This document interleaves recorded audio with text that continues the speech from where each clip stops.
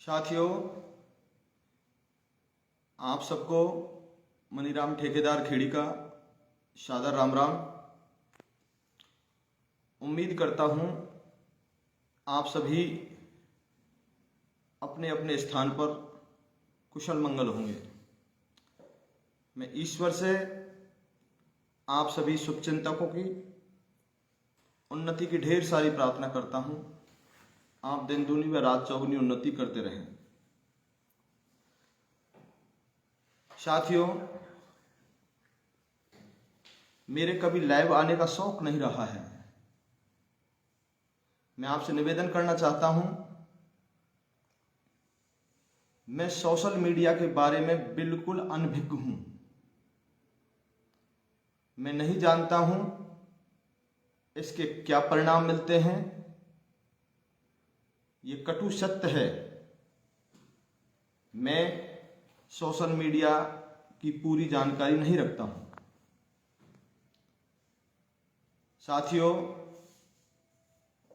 कुछ मुद्दों को लेकर मजबूरी बस मुझे आपके बीच में आना पड़ा है। जाने अनजाने में मेरे से कोई गलती हो जाए, अपना नादान साथी समझ करके मुझे माफ करेंगे और समय समय पर मुझे मार्गदर्शन देने की कृपा करेंगे। साथियों, मीणा समाज के अंदर अनेक व्याप्त कुरीतियों को लेकर के विगत कुछ दिनों से समाज का प्रत्येक बंधु जागृत है, चिंतित है, जिज्ञासु है और अपने अपने हिसाब से समाज को कुछ योगदान करने के लिए विचारक है। साथियों, मैं आप सभी के श्री चरणों में हाथ जोड़कर निवेदन करना चाहता हूं, मैं कोई पटेल नहीं हूं, ना ही मैं कोई समाज का ठेकेदार हूं। साथियों, मेरी बस्ती माता खेड़ी, तहसील टोडा भीम, जिला करौली, राजस्थान के अंतर्गत आती है।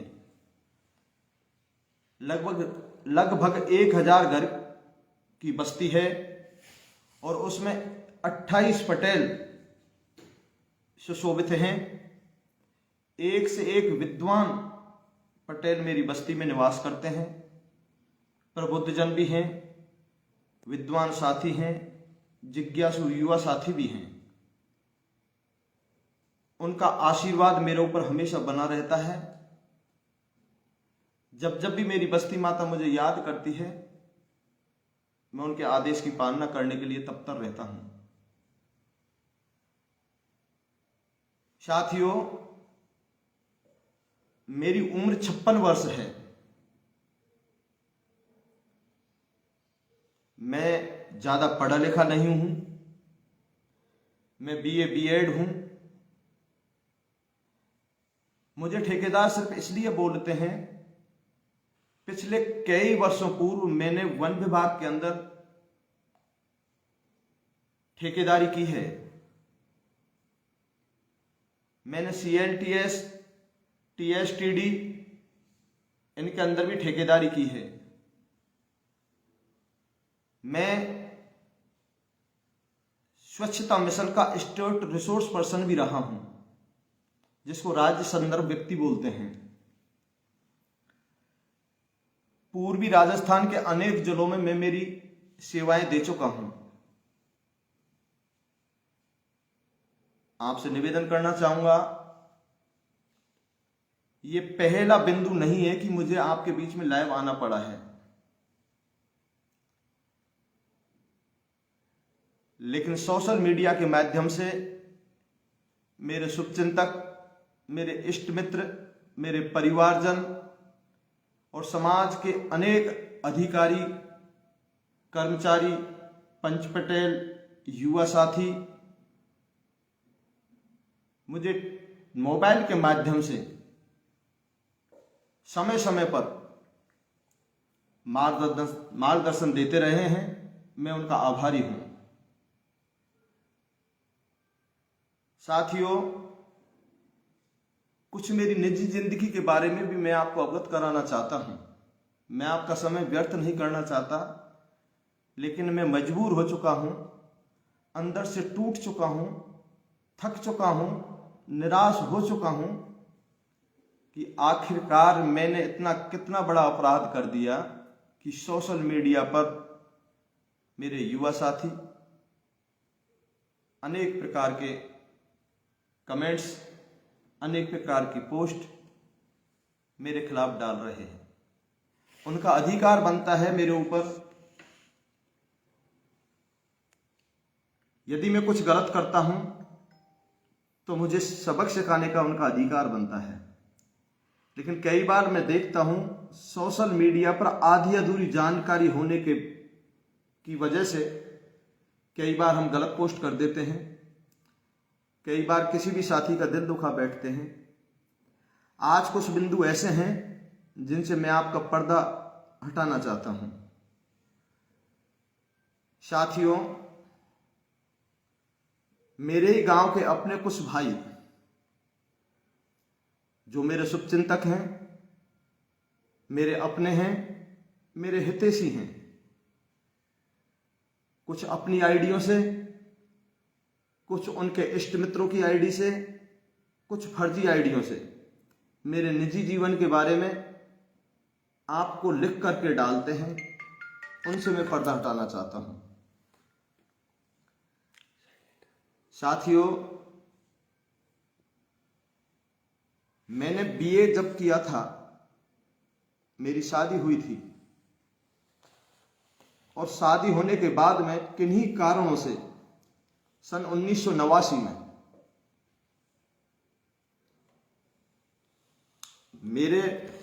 मेरी पत्नी के बीच में संबंध विच्छेद हो गया था। ये अपराध मेरे से बना है, लेकिन इसकी हकीकत आपको पास में कतई नहीं है। हमने भरसक प्रयास किया था, लेकिन हमें सफलता नहीं मिली रिश्ते में मधुरता लाने की। उस समय में कॉलेज का विद्यार्थी था, उद्दंड प्रवृत्ति का था, युवा जोश था, नादान और मंद बुद्धि थी। ये अपराध मुझसे बना है। मेरे भाई आपको पोस्ट के माध्यम से अवगत कराते हैं कि मैंने जाति से चमारी यानी कि एससी वर्ग की महिला को पत्नी बना के रख रखा है। साथियों, मैं आपसे निवेदन करना चाहता हूं, सत्य वो है जो मैं आपसे निवेदन करूंगा। मेरे कोई एससी की महिला मेरी धर्म पत्नी नहीं है। मेरी धर्म पत्नी की जितनी भी तारीफ की जाए उतना ही कम है। मेरे दुश्मन मेरी बुराई कर सकते हैं, लेकिन मेरे दुश्मन मेरी धर्म पत्नी की बुराई नहीं कर सकते। वो जाति से मीणी है, जयपुर के गेटौर की रहने वाली है और बड़गोती गुजर से संबंध रखती है। साथियों, हमारी कोई लव मैरिज नहीं हुई है। जो साथी कहते हैं वो मेरे बारे में बहुत ज्यादा प्रचार प्रसार जो कर रहे हैं, आप सोचिए मेरी निजी जिंदगी के बारे में वो जो बात कर रहे हैं उनसे उनको फायदा होगा। 34 साल पहले मुझसे जो अपराध बना, मैं समाज की हर मीटिंग में जब जाता हूं, जब किसी बहन बेटी का रिश्ता टूटता है, तब मुझे बोलने का मौका मिलता है, तब मैं यही कहता हूं कि भैया आप उस रास्ते पर ना जाइए जिस रास्ते पर 34 साल पहले मनीराम चल चुका है। किसी भी समाज की बहन बेटी को छोड़ना सबसे बड़ा गुनाह है। कोई भी अपराध कर लेना लेकिन किसी की बहन बेटी को निरपराध मत छोड़ना। उसका परिणाम साथियों यह है, आज मेरे पास कोई पुत्र रत्न नहीं है। मेरे एक ही बेटा था जो 23.5 वर्ष पहले 3 वर्ष की उम्र में मेरे मकान के सामने पानी में डूब करके खत्म हो गया था। साथियों, मैं धार्मिक प्रवृत्ति का आदमी हूं। मैं राम को भी मानता हूं तो कृष्ण को भी मानता हूं, हनुमान जी को भी मानता हूं तो भोलेनाथ को भी मानता हूं, मैं गुरु को भी मानता हूं, मैं रामायण जी को भी मानता हूं तो मैं भागवत जी को भी मानता हूं। लेकिन ये कतई काम नहीं आए। कहते हैं कि मरी हुई खाल की हाय से लोहा तक भस्म हो जाता है, तो जिंदा खाल की हाय क्या कुछ नहीं कर सकती। मैंने वो अपराध किया है जिसकी सजा मैं आज भोग रहा हूं। मेरे आगे नाथन पीछे कोई जेवड़ा, मुझे कोई रखवाला नहीं है। मेरे बराबर दुखी इंसान कोई नहीं है, सिर्फ और सिर्फ इसलिए कि मैंने समाज की किसी बेटी के साथ अन्याय किया था। आप जो भी सजा समाज बंधु दें, मैं हाथ जोड़ करके शीश नवा करके उसके स्वीकार करूंगा। दूसरा, मेरा निजी जीवन के बारे में फिर मैं प्रकाश डालता हूं। मेरे ही अपने लोग आपको लिख करके डालते हैं कि मैंने मेरी बहन को बेचा है और राजौर में मेरी बहन परनाई है, उसकी मैं जमीन खा गया, उसका जेवर में खा गया। साथियों, राजौर कोई पाकिस्तान में नहीं है, खेड़ी कोई अफगानिस्तान में नहीं है। मेरे गांव में आइए, राजौर में जाइए, पूछिए क्या मैंने किसी की जमीन खाई, क्या मैंने किसी का जेवर खाया, क्या मैंने किसी का पैसा खाया। ये कटु सत्य। जब आदमी कुछ कदम आगे बढ़ता है तो उसके हितैषी उसको पैर पकड़ के नीचे पटकते हैं। अन्य समाजों में हाथ पकड़ के ऊपर चढ़ाते हैं, लेकिन हमारे समाज की ये दुर्दशा है कि पैर पकड़ के नीचे गिराने का प्रयास करते हैं। साथियों, सत्य वचन यह है, राजनीतिक द्वेषता की वजह से कुछ लोग मेरे बारे में अनर्गल बयानबाजी करते हैं। जो आप समझें वो ठीक है। बात मुद्दे की आती है, सोशल मीडिया पर बात आ रही है कि मैं बिक गया, मैं दलाल हूं। साथियों, मैं आपके सभी के श्री चरणों में हाथ जोड़कर निवेदन करता हूं, पूरब से लेकर पश्चिम तक और उत्तर से लेकर दक्षिण तक यदि कोई भाई खड़ा होकर के ये कह दे कि मनीराम ने हमसे रिश्वत के रूप में 1 रुपया लिया है, मैं मेरी बस्ती माता की कसम खा करके कहता हूं, उस दिन मैं समाज को मुंह नहीं दिखाऊंगा। दोषारोपण तो हम माननीय प्रधानमंत्री जी पर भी करते हैं, अनेक विद्वानों पर भी करते हैं, लेकिन सत्यता यदि कहीं कोई पूछे, 1 कप चाय का भी यदि रिश्वत का मुझे दागी कोई बता दे, मैं समाज के सामने मुंह नहीं दिखाऊंगा। साथियों, मैं चाय नहीं पीता हूं, मैं दूध नहीं पीता हूं, मैं घी नहीं खाता हूं, मैं धूम्रपान नहीं करता हूं। ये आज से नहीं, मेरे स्टूडेंट लाइफ से है। मैं घी और दूध का स्वाद नहीं जानता। मेरे 1000 घर की बस्ती इस बात की साक्षी है। मैं कोरी रोटी खाता हूं, रूखी रोटी खाता हूं, घी का स्वाद कैसा है मैं नहीं जानता। साथियों, आपसे पुनः निवेदन करता हूं, जो बहन रश्मि जी के बारे में कल से मेरे बारे में जो अनर्गल पोस्ट हो रही है, मुझ पर दोषारोपण किया जा रहा है, आपका अधिकार बनता है इस दास के ऊपर कुछ कहने का, लेकिन सत्यता सुनिए। फिर आप जूते लगाएंगे मेरे तो मैं खाऊंगा। जो भी आप दंड समाज देगा मैं स्वीकार करूंगा, लेकिन आपके अनमोल समय में से कुछ समय मैं आपका चाहता हूं। ये ज्वलंत मुद्दा जैसे ही समाज में चल रहा था, करीरी और रौसी प्रकरण जब उछला, शुरुआत में सोशल मीडिया के माध्यम से युवा साथियों ने करीरी को दोषी ठहरा दिया। इसके बाद में दूसरे दिन जब हकीकत सामने आई तो रौसी बस्ती को दोषी ठहरा दिया। तीसरे दिन युवा साथियों ने सोशल मीडिया के माध्यम से पंच पटेलों को दोषी ठहरा दिया। और चौथे दिन कटु सत्य है, मुझे दलाल और चोर का दर्जा दिया गया, लेकिन मैं उफ तक नहीं की। सत्यता जो भी थी आपके सामने थी। मैं किसी भी पंच का नाम नहीं लेना चाहता था, लेकिन जब मुझ पर दोषारोपण हुए तो मैंने लाइव के माध्यम से वो कहा जो मुझे नहीं कहना चाहिए था। ये पंच का धर्म नहीं है, मैंने पंच के धर्म का उल्लंघन किया है, मैं सजा का हकदार हूं। करीरी की महापंचायत के तत्पश्चात महुआ की पावन धरा पर जो महापंचायत हुई थी, उसमें आप सबके आशीर्वाद से मुझे वहां मंच संचालक का दर्जा दिया गया। लेकिन मेरे कभी मंच पर बैठने का शौक नहीं रहा है। मैं हमेशा अपने से बड़ों का कद्र करता हूं, सम्मान करता हूं। बाकी सभी हमारे पदाधिकारी ऊपर बैठे, मैं आम जनता के बीच में नीचे बैठा था। जब जब भी मुझे मौका मिला मैं नीचे ही से बोला हूं, ऊपर में नहीं चढ़ता हूं, क्योंकि मैं इस लायक नहीं हूं कि मैं मंच पर बैठ करके सुशोभित हूं। समाज बंधुओं, महुआ की पावन धरा पर जितने भी सामाजिक कुरीतियों पर जो निर्णय हुए वो मेरे नहीं थे। ये मनीराम ठेकेदार के निर्णय नहीं थे, ये समस्त समाज गंगा के निर्णय थे। मैं केवल वहां पर उद्घोषक के रूप में था। आदरणीय भाई बने सिंह जी भी थे, मेरे मित्र भाई महेश गुरुजी दांतली भी थे। कई बार विवादित मुद्दों को लेकर के वहां पर बहस छिड़ती है, लेकिन आप सबके आशीर्वाद से वो महापंचायत सफलता की ओर जाती है। उस महापंचायत में किसी भी वक्ता ने किसी भी बहन बेटी का नाम नहीं लिया।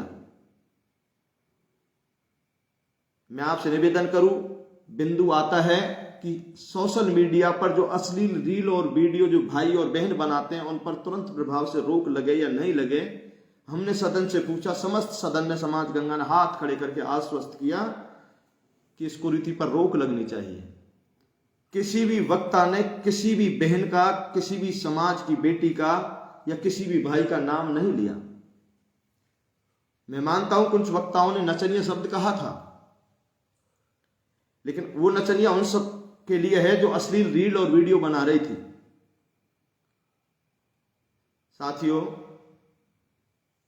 सम्मानजनक तरीके के उस मीटिंग का समापन हुआ और समापन होने के बाद जब हम अपने अपने घर आते हैं तो अनेक प्रकार के सुझाव और अनेक प्रकार के कमेंट्स सोशल मीडिया के माध्यम से, मोबाइल के माध्यम तक हम तक आते हैं। मैं ये मानता हूं कि जाने अनजाने में या हमारी नादानी की वजह से या हमारी भूल की वजह से वहां पर कुछ बिंदुओं में जल्दबाजी हुई है। लेकिन साथियों, उन बिंदुओं में यथोचित बदलाव या कोई सुधार की यदि आवश्यकता है तो वो समाज गंगा कर सकती है। एक पंच पटेल की किसी की दम नहीं है कि उसमें यथोचित बदलाव कर दे, और वो भी समाज गंगा जब बड़े रूप में इकट्ठी हो तब।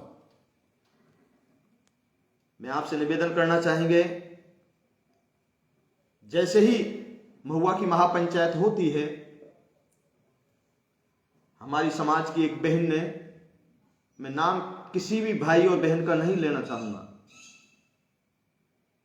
उन्होंने पंचों के खिलाफ अभद्र भाषा का प्रयोग किया। क्या सोच के किया ये उनको पता है।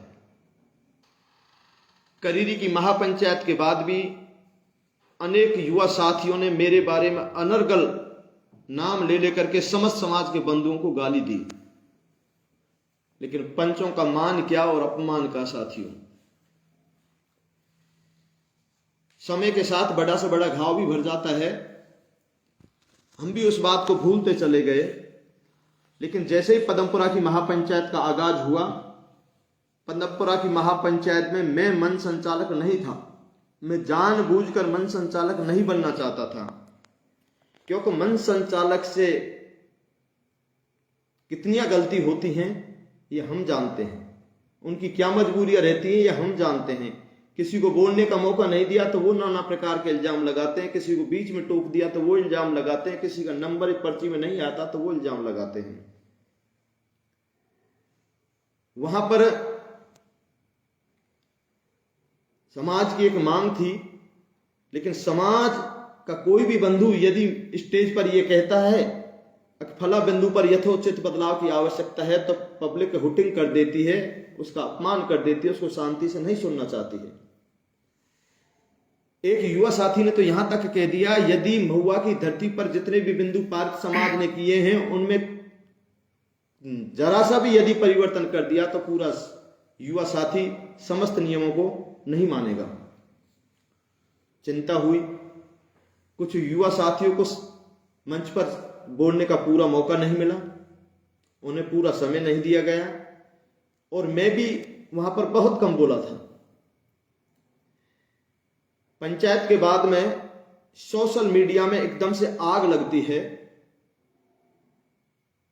हमारी बहनें समाज के पंच पटेलों को गालियां देती हैं, हमारे भाई भी उनको गालियां देते हैं।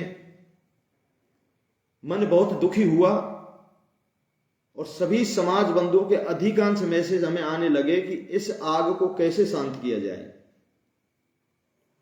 मेरी अकेले की इतनी औकात नहीं है साथियों कि मैं कुछ कर सकूं। वक्त की नजाकत को देखते हुए हम कुछ नहीं कर पाए, लेकिन परसों बहन रश्मि जी के जीवन साथी भाई प्रदीप कुमार जी, जो पुलिस में नौकरी करते हैं, उनका मेरे पास मोबाइल से फोन आता है। साथियों, मैं झूठ बोल सकता हूं, सामने वाला प्रदीप भाई झूठ बोल सकता है, लेकिन मोबाइल झूठ नहीं बोला गया। इंटरनेट का जमाना है। मैं ये नहीं जानता था कि प्रदीप भाई कौन है, कहां के हैं। उन्होंने मुझे फोन किया, मुझसे नमस्कार किया। उन्होंने कहा कि मैं सर रश्मि जी का हस्बैंड बोल रहा हूं और हमारे खिलाफ जो युवा साथी अनर्गल पोस्ट कर रहे हैं उनको रोकिए। उन्होंने मेरे व्हाट्सएप पर उनकी नाक पर जो कपड़ा लगा हुआ था कई फोटोज मेरे पास डाली। उन्होंने कहा सर इनको समझाइए, हम बहुत दुखी हैं, हम आत्महत्या करने को मजबूर हैं। इस प्रकार के जब उन्होंने स्टेटमेंट दिए फिर भी मैं कुछ नहीं कर पाया। मैंने उनसे यही कहा कि भैया बात करेंगे और मैं कुछ पटेलों से बात करूंगा, इसके बाद मैं आपसे निवेदन करूंगा। ने मैंने फोन उनको किया, ने प्रदीप जी ने मुझे कॉल बैक किया। लेकिन कल जैसे ही मैं मानपुर के पास निकटपुरी धाम से टोडा भीम की तरफ आ रहा था, बालाजी मोड़ के पास में लगभग 5 बजे के आसपास मुझे फोन आता है भाई प्रदीप जी का। उन्होंने मुझसे कहा सर आप कहां हो, फला भाई फला युवा साथी हमारे बारे में ऐसी पोस्ट डाल रहा है। मैंने मेरी मोटरसाइकिल रोकी। साथियों में गरीब घर का एक छोटा सा किसान हूं, मेरे पास कोई रोजगार नहीं है, छोटी सी जमीन से मेरा जीवन यापन करता हूं। मेरे पास कोई 4 व्हीलर नहीं है, मेरी मोटरसाइकिल से मैं अपने गंतव्य स्थान तक जाता हूं और उसी से मैं आता हूं। मैंने मेरी मोटरसाइकिल रोड किनारे रोकी। मैंने उससे कहा प्रदीप जी आप भी बहन रश्मि जी को समझाइए, वो भी समाज के समस्त पंच पटेलों को गाली दे रही है, बैठ करके कुछ निवारण करेंगे। आपको यदि समय मिले तो आप महुआ आइए। भाई प्रदीप जी कहते हैं सर आप जब बुलाएंगे तब मैं आ जाऊंगा, बताइए मेरे को कब आना है। मैंने भाई प्रदीप जी से निवेदन किया, भाई प्रदीप जी मैं 10-5 कुछ पंच पटेलों से आसपास के से उनकी लोकेशन पूछता हूं, वो कहां है। साथियों, मैंने महेश गुरु जी दांतली, सम्मानीय शंकर प्रधान हुड़ला, भाई रामोतार जी साथा, आदरणीय खिलाड़ी जी साथा, उनसे मैंने मोबाइल से बात की। मैंने सर आपकी लोकेशन क्या है। उन्होंने कहा साहब हम महुआ के पास में हैं। मैंने कि यदि आप इजाजत दे दें तो बहन रश्मि जी के हस्बैंड महुआ आना चाहते हैं और बैठ करके 2 बातें करते हैं। ये जो विवाद चल रहा है इसको कैसे सुलटाया जाए। उन्होंने कहा बुला लीजिए। मैंने फिर कॉल प्रदीप जी को किया है। मैंने कहा सर आप महुआ कब आ सकते हैं? उन्होंने कहा सर मैं अभी आ जाता हूं। कितनी देर में आते हैं? बोले सर मैं 1 घंटे में आ जाऊंगा महुआ भरतपुर से। मैंने कहा आप पधारिए, जब तक हम 10-5 आदमी इकट्ठे हो लेंगे और बैठ करके बात करते हैं। साथियों, हम सारे लोग जिनका मैंने नाम लिया है, फिर समलेटी के आदरणीय रामकृष्ण फंटा जी, समलेटी के ही सम्मानीय मेघराम जी पटेल जी, हमें आदरणीय सीताराम जी चेयरमैन साहब के कांटे पर जो मीन भगवान के मंदिर के सामने महुआ में स्थित है वहां पर बैठते हैं। मैं जब वहां कांटे पर पहुंचता हूं, भाई प्रदीप जी वहां पर बैठे हुए मिले थे सभी पंच पटेलों के साथ में। भाई प्रदीप जी ने मेरे चरण स्पर्श किए। ये उनका बड़प्पन है या उनकी समझदारी है। मैंने उनको कुर्सी पर बिठाया। बिठा करके चाय पानी करने के बाद हम ऊपर 2 मंजिल कमरे में जाते हैं, क्यों अंधेरा हो गया था। और वहां पर हमने बैठ करके बात की। सभी लोगों ने कहा कि प्रदीप जी आप रश्मि जी को समझाइए, इस प्रकार से समाज के पंच पटेलों को भद्दी गालियों से नवाजे नहीं। ये अच्छा मैसेज समाज में नहीं जा रहा है। भाई प्रदीप जी कहते हैं पंचों, कुछ युवा साथी हमको उकसा रहे हैं, हमको मजबूर कर रहे हैं। जाने अनजाने में हमसे कोई भी गलत पोस्ट डली है उसकी हम माफी चाहते हैं। निवेदन करना चाहेंगे आप सभी से, हम सभी बुजुर्ग हैं। वहां पर हमें कोई मोबाइल चलाने वाला कोई एक्टिव साथी नहीं था। हमारे सब में आपस में विचार विमर्श जब हुआ तब मैंने कहा कि किसी एक ऐसे युवा लड़का को बुला लीजिए जो इसमें मोबाइल में लाइव चला सके और अपनी जो ये वार्तालाप हुआ है इसको समाज के बीच में रख सके। एक भाई को आवाज देकर के रोड से बुलाया। वो कहां का है मैं उसको नहीं जानता। ये मेरी गलती माने या मेरी मूर्खता माने या मेरी समझदारी माने, लाइव में मेरे ही मोबाइल से लाइव चली है और उसमें बारी बारी से 400-500 पंच पटेल बोले हैं। इसके बाद भाई प्रदीप जी ने बोला है कि हमसे या हमारी मैडम से जाने अनजाने में जो गलत पोस्ट डली है उनके लिए मैं क्षमा प्रार्थी हूं, हमें माफ करें। आगे से हम किसी प्रकार की कोई गंदी पोस्ट नहीं डालेंगे। मैं मेरी मैडम की तरफ से माफी मांगता हूं। इतना जब उन्होंने बोला, सभी पंच पटेलों के बोलने के बाद प्रदीप जी के बाद में मैं बोला हूं और मैंने जो भी बोला है आपने लाइव के माध्यम से देखा होगा, सुना होगा। मैंने मेरी मति के अनुसार बोला है। आप सभी को मेरे राम राम।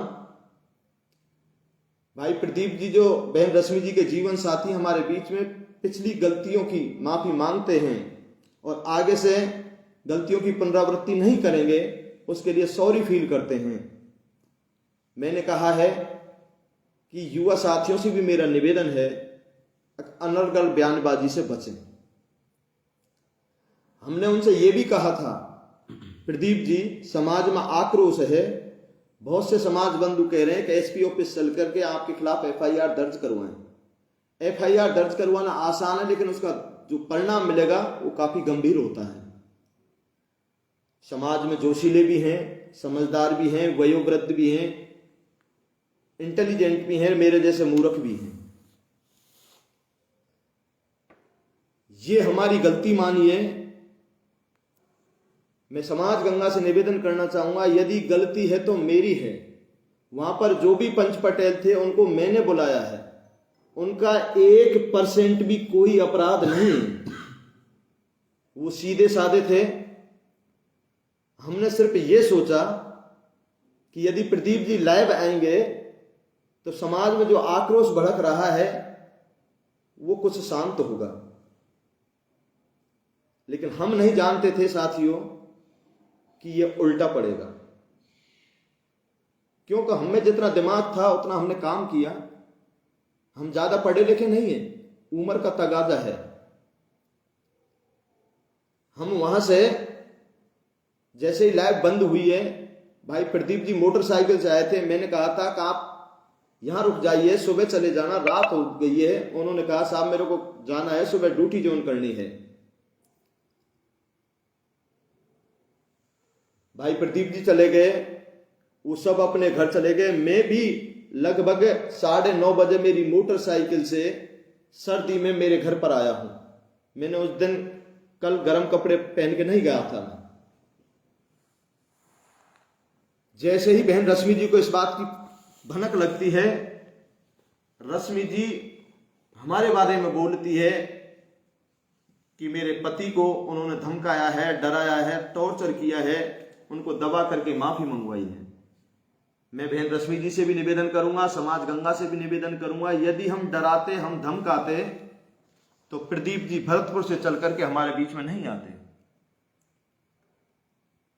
आपका मुंह है बहन, आप कुछ भी कह सकती हैं। आप अच्छे कुल परिवार से यदि हैं, आप समझदार हैं, तो आपकी छवि भी बहन समाज में धूमिल हो चुकी है, और मैं भी समाज में कहीं मुंह दिखाने लायक नहीं रहा हूं। क्योंकि 56 साल की इस उम्र में हो सकता है हमसे गलती हुई है जो मेरे समाज बंधुओं को रास नहीं आई।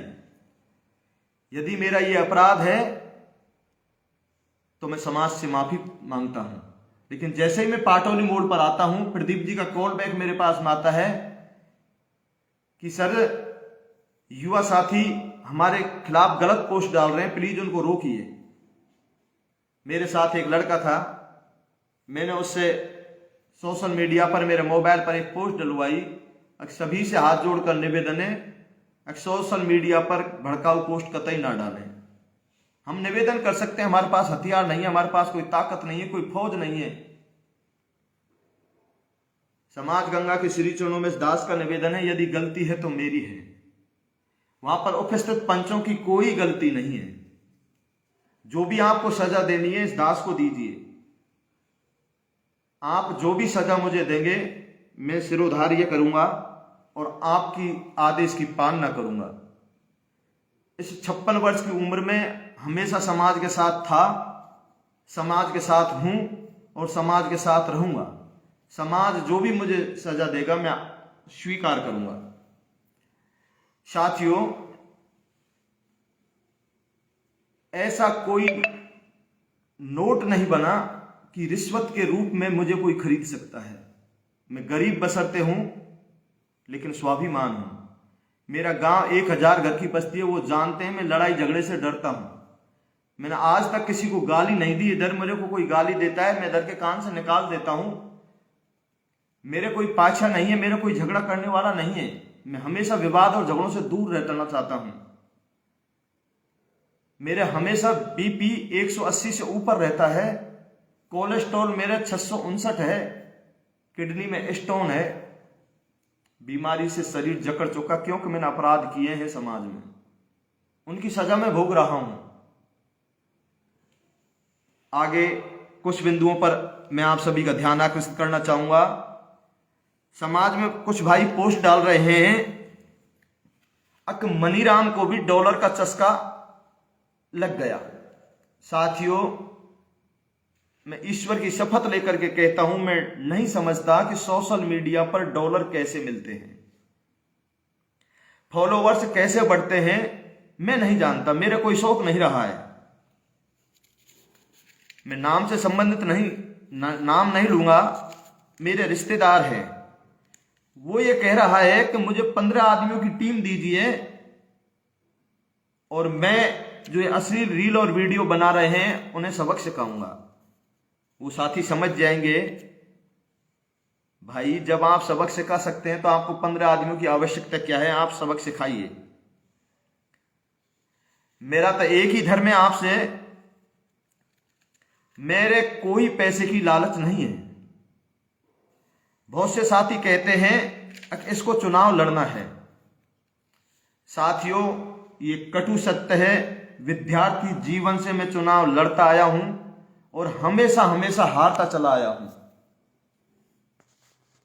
मेरी धर्मपत्नी अब की बार पंचायत समिति सदस्य बनी और हम कोई चुनाव नहीं जीत पाए, लेकिन सोशल मीडिया के माध्यम से मेरे शुभचिंतकों से निवेदन करना चाहूंगा, जब तक मैं और मेरी पत्नी जिंदा हैं हम चुनाव लड़ते रहेंगे।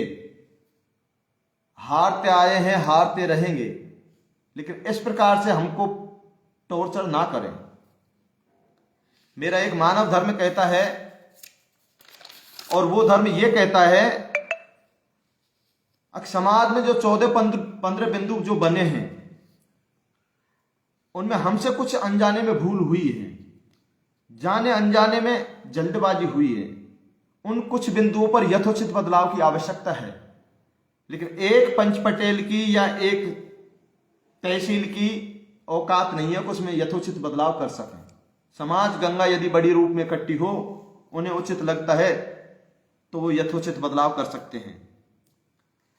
साथियों में एक निवेदन करना चाहूंगा, ज्यादातर वो युवा साथी हैं कोई डीजे बंद किया है उससे दुखी हैं, कोई टेंट बंद किया है उससे दुखी हैं, कोई लाइट बंद किया उससे दुखी हैं।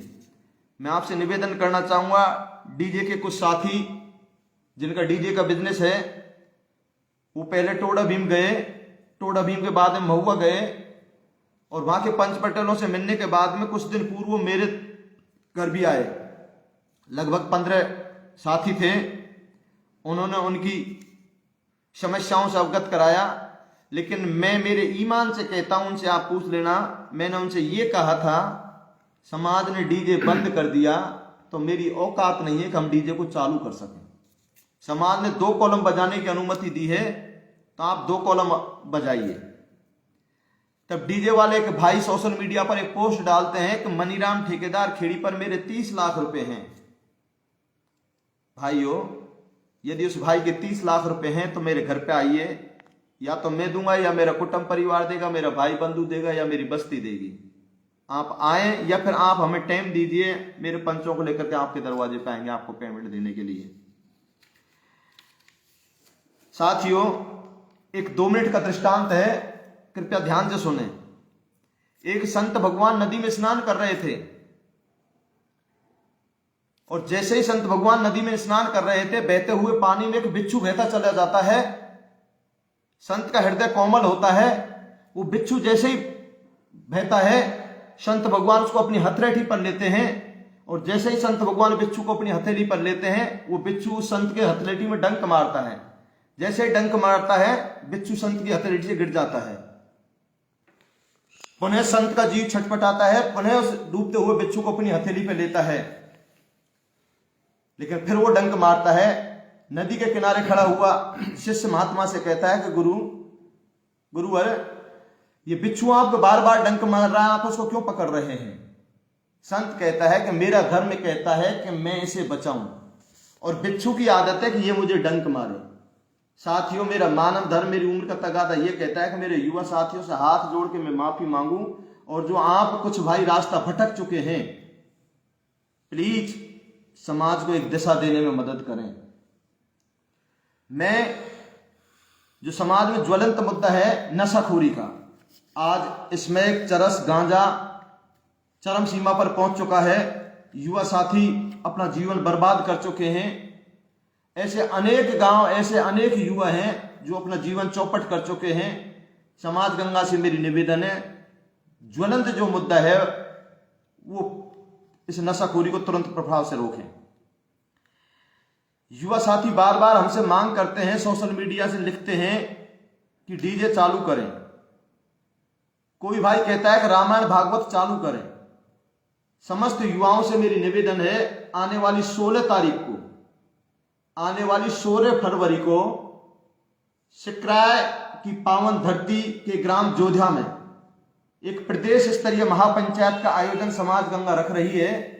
उसमें सभी युवा साथी बोले, आपकी मांग रखें, आपको अधिकार है, आप बोलें, शांति से बोलें, नियम से बोलें, कानून कायदे से बोलें, किसी का अपमान नहीं करें।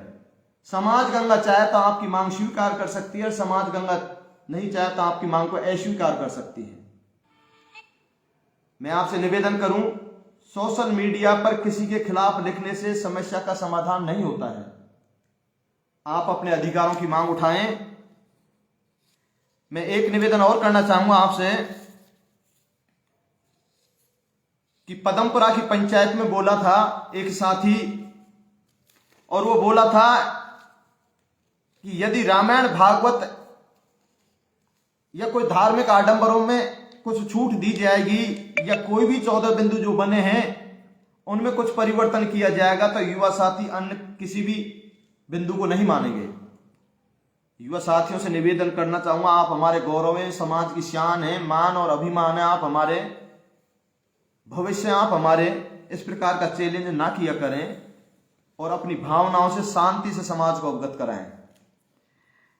मेरा एक निवेदन आप सब से और भी है, और वो मेरा निवेदन है, मैंने महुआ में भी उठाया था, पदमपुरा में भी उठाया था कि जो समाज में जो ज्वलंत मुद्दा है, किसी की बहन बेटी के दामन पर यदि दाग नहीं है, उसे कोई समाज का बंधु छोड़ता है तो उसे क्या समाज सजा देगा? या फिर जिन बहन बेटियों ने निरपराध, मेरी समाज से निवेदन है, समाज गंगा ने 15 दिवस का टाइम दिया था कि 15 दिवस में जितने भी रिश्ते बिगड़े हुए हैं एक दूसरे का किसी प्रकार से शांति से उनमें मधुरता पैदा करें। जीता जागता उदाहरण, 13 साल से 2 परिवार बिखरे हुए थे, मालपुर और कंचनपुरा। उनको खेड़ी की बस्ती माता के पंच पटेलों ने, आसपास के पंच पटेलों ने वो रिश्ता जोड़ा, बड़ी मन को खुशी हुई। तो मेरी आपसे एक निवेदन है, एक सुंदर पहल करें। यदि जो बेटी ने अपराध किया है और वो गलत है, समाज उसका साथ कतई ना दे, और यदि लड़का गलत है तो समस्त समाज बेटी वाले का साथ दे। लेकिन जो मामले माननीय न्यायालय में पेंडिंग है, विचाराधीन है, पंचों से मेरी निवेदन है उनमें आप हस्तक्षेप ना करें, अन्यथा आपके खिलाफ केस हो सकते हैं जैसे मेरे खिलाफ हो रहे हैं। साथियों, अधिक समय नहीं लेकर के मैं आपका थोड़ा वक्त और लूंगा, और मैं आपसे गुजारिश करना चाहूंगा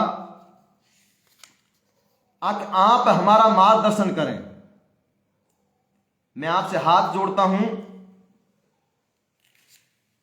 मुझे ऐसा लगता है कि हमारे समय की आपको आवश्यकता नहीं है। साथियों, आज के बाद मेरे पहले भी दामन पर बहुत दाग लग चुके हैं और भविष्य में लगेंगे। कई प्रकार के केस मेरे विरुद्ध हो रहे हैं। मुझे ऐसा लगता है या तो मेरा शेष जीवन जेल की सलाखों के पीछे गुजरेगा, और आप सबका आशीर्वाद रहा तो समाज के बीच में गुजरेगा। लेकिन मेरी एक गुजारिश है आप सभी से, विशेष करके पंच पटेलों से।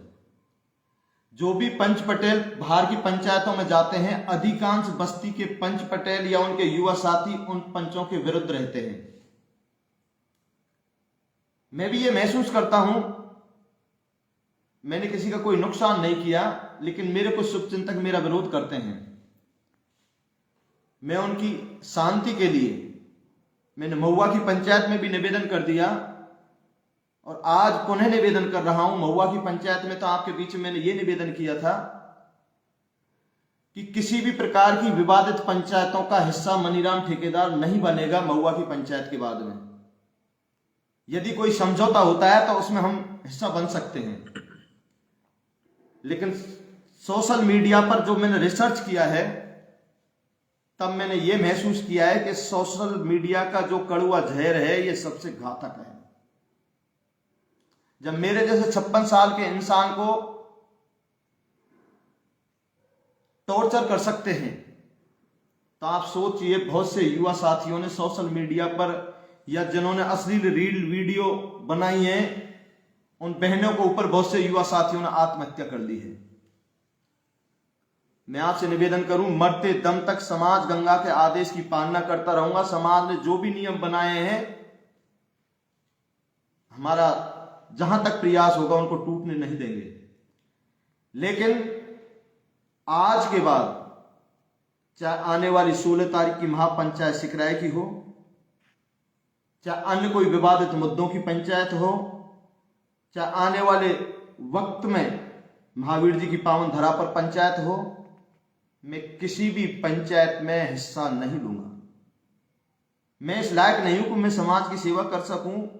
मेरे दामन पर इतने दाग हैं, मैं रिश्वतखोर हूं, मैं दलाल हूं, मैं भ्रष्ट हूं, जितने भी दाग हैं मेरे लग चुके हैं और मैं अंदर से टूट चुका हूं। लेकिन आपसे निवेदन है, यदि कोई माई का लाल एक पैसे की रिश्वत का दागी मुझे सिद्ध कर दे, मैं समाज गंगा के बीच में चेहरा नहीं दिखाऊंगा। कहना आसान है मगर सिद्ध करना बड़ा मुश्किल है। इसलिए समाज में विघटन हो रहा है। मुझे ऐसा लग रहा है कि समाज दो फाड़ों में बंटने वाला है। युवा साथी अलग राह पकड़ रहे हैं तो बुजुर्ग पंच पटेल अलग राह पकड़ रहे हैं।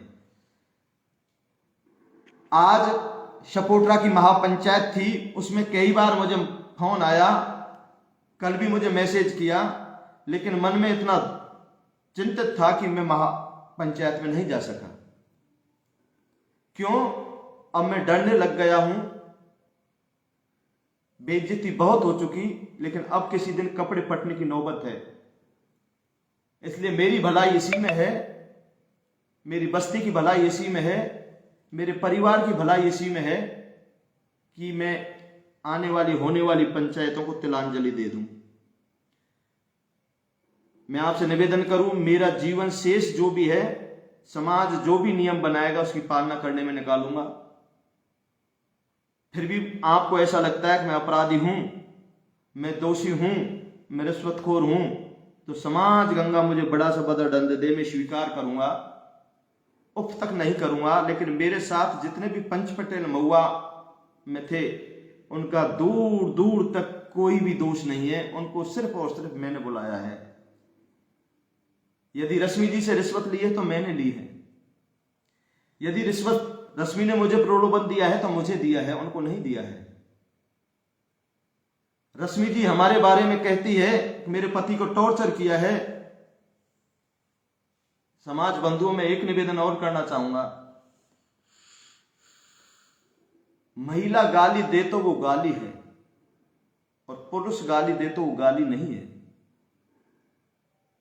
हम एक दूसरे को गाली कतई ना दें और अपना अपना जीवन जीने के लिए स्वतंत्र रखें।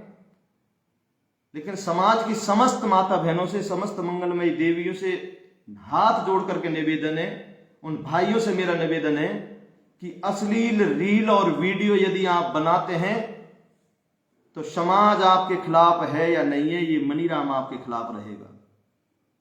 और यदि आप कोई शिक्षाप्रद वीडियो या रील बनाती हैं तो मैं आपसे निवेदन करना चाहूंगा, सबसे पहले स्वागत करने वालों की श्रृंखला में मनीराम ठेकेदार खेड़ी होगा, आपका स्वागत करेगा। आज संजू बाबा इस गरीब की झोपड़ी पर आए, मैंने बुलाया, उनसे मिलकर के मेरे मन को बहुत खुशी हुई।